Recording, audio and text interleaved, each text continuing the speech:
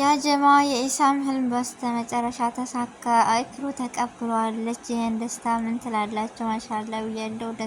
ደስታችን ነው። ስለዚህ የለፋበት የደከመበት ፍቅር ወደሱ ተመልሷል እና አላህ ይጨምርላችሁ ነው የምለው። በፍቅር ያኖራችሁ። ነገር ግን እንዳሳሰብ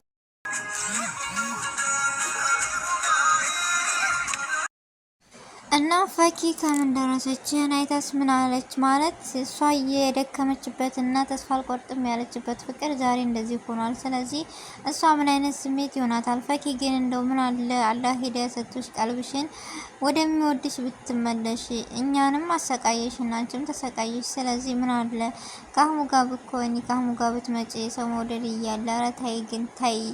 እኔ እንጃ እና ብቻ የሚሆን ዛሬ ኢክራም ቻናል ማንም እንዳይቀር ደስታቸውን ምላሹን ሁሉም ነገር በጣም ነው ደስ የሚለው። በነገራችን ላይ ትናንት እንዳያችሁት አባቷ ምናምን አይሆንም ብሎ ነበረ። ነገር ግን እንዴት አድርጋ እንዳሳመነችው ባህል አቅም ዛሬ 12 ሰዓት ጠብቁኝ ብለዋል። እኔ መግቢያ ላይ እንዳያችሁት የደስታ ነገር ነው ያሳየኋችሁ። ለሰው ልጅ ኸይር ነገር መመኘት ኸይር ነውና ጥሩ ነው። እና እንደዛ ነው የምለው። በመጀመሪያ አሰላሙ አለይኩም ወራህመቱላሂ ወበረካቱሁ። ውድና የተከበራችሁ ውድ የቻናሌ ቤተሰቦች እንዴት ናችሁ? ደህና ናችሁ? ከኔ ጋር አልሐምዱሊላህ። እንደውም ውድ ኢትዮጵያውያኖች በያለንበት የዓለም ዳርቻ ሰላማችን ይብዛ። አላህ ሀገራችንን ሰላሟን፣ አንድነቷን፣ መተሳሰብ፣ መከባበርን ይመልስልን። ሁላችሁም በዱዓ በጸሎት በርታ ውድ ቤተሰቦቼ። ለዚህ ቤት ደግሞ አዲስ የሆናችሁ ሰብስክራይብ ማድረጋችሁን እንዳትረሱ። ቪዲዮውን በላይክ ጀምሩት ነው የምለው። ነባር ቤተሰቦች ከጎን ሆናችሁ ስለምታበረታቱኝ፣ ከጎን ሆናችሁ አስተያየታችሁን ስለምሰጡኝ እጅግ ከልብ አመሰግናለሁ። ዛሬም ነገም ብርታታችሁ አስተያየታችሁ አይለይ ነው የምለው እና ዛሬ እንደተለመደው ስመጣ በኢሳምና በፈኪ እንዲሁም በኢክራም መካከል የተፈጠረ ነገር ነበረ። እንዲሁም እኔ የምመኝላቸው በፊትም አሁንም ኢሳምና ኢክሩ እንዲለያዩ አልፈልግም፣ ግን አህሙና ፈኪም እንዲለያዩ አልፈልግም ነበረ። ሁለታቸው በቃ ከሁለታቸው ጋር ነው የሚሄዱትና አንዳንድ ጊዜ ያላሰብነው ይከሰታል አለ አይደለ? ፈኪ መቼም ትለያያለች ብለን አላሰብንም ነበር ከአህሙ ጋር። ነገር ግን የሆነ ሆኖ አህሙን ትታ ከኢሳም ሄዳ ነበረ። ኢሳም እንደዛ አደረጋት፣ እኛም ሰደብናት ምናምን። ብቻ በኋላ ላይ ደግሞ አህሙ በሰጠበት አስተያየትም ሁላችንም ተመልሰን ወደ ራሳችን አስበን ልንረዳት ሞክረን ነበር። ግን መጨረሻስ ምንድን ነው የሚለው ያሳስበኛል። የፈኪ አለ አይደለም ዛሬ ላይ እኮ በቃ ኢሳም በኢክራምን ወሰደ። ምክንያቱም እኔ ከሷ ውጭ ማንንም ብሎ አስረግጦ ነው የነገራት። እሷ ደግሞ ዛሬም ነገም መቼም ተስፋ አልቆርጥም። በእርግጥ ሙስሊም ተስፋ አይቆርጥም። አሁን ግን መቁረጥ ባለብን ነገር ግን ራሳችንን ማሳመንና መቁረጥ አለብን። ስለዚህ ፈኪ ለምን ጊዜሽን ታባክኛለሽ? ለምን የሚወድሽን ትተሽ ለማይወድሽ ትሄጃለሽ? ታይ ግን ተመለሽ። እኛም በጭንቀት አንቺም እንደዚህ ከምኮኒ ኢሳም እንደሆነ የኢክሩና የኢክሩ ብቻ ነው አንድ አስረግጬ የምነግርሽ። ምክንያቱም ከንግግሩ ሁሉ ያስታውቃል። ስለዚህ ለምንድን ነው አንቺ እንደዚህ የምኮኒው? አረ ሴቶች ወዴት እየሄድን ነው? እንደው የሚወደንን ትተን የማይወደን ጋር ልክክ ምንድን ነው ነገሩ?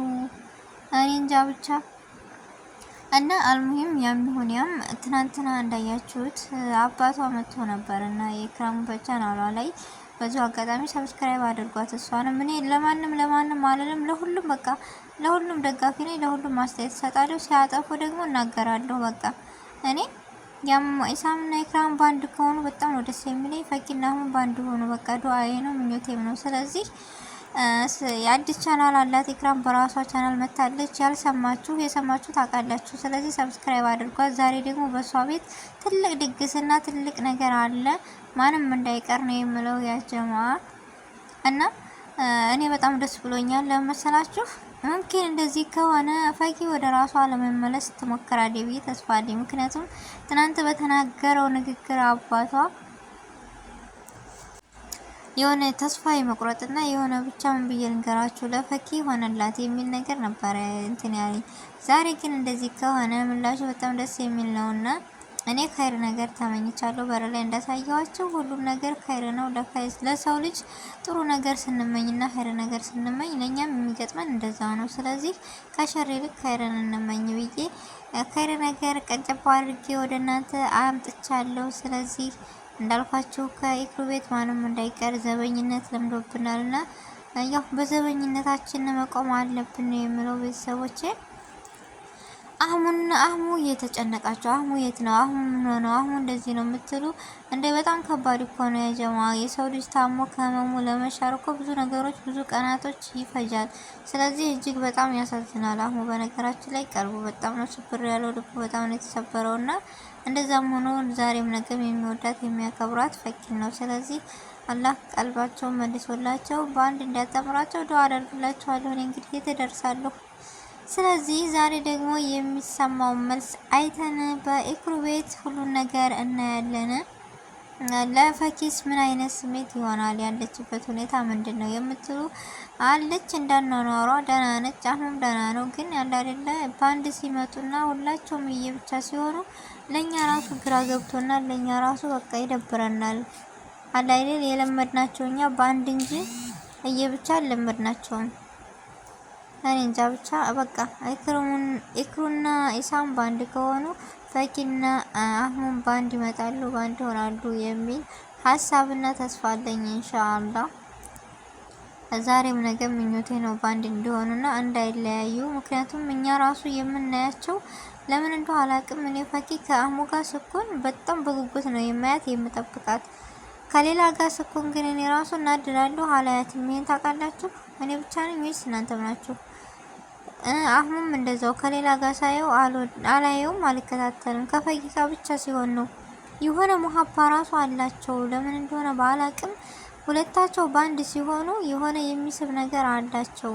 ወደን አይደለም እኮ የመዳም ቅመሞች ስንወድም እንወዳለን፣ ስንጠልም አይድረስ ነው በእኛ ስንሳደብም ከሁሉም አለንበት። ስለዚህ አስተያየትም እንሰጣለን ግን አንዳንድ ጊዜ ነገሮች ከባድ ናቸው። ብቻ ያም ይሁን ያም ዛሬ በኢክራም ቤት ማንም እንዳይቀር መልሱን እንጠብቃለን። ምንድነው ኸይር ነገር ነው ወይስ ሸር ነው? ለፈኪ ያመቻል ወይስ አያመችም?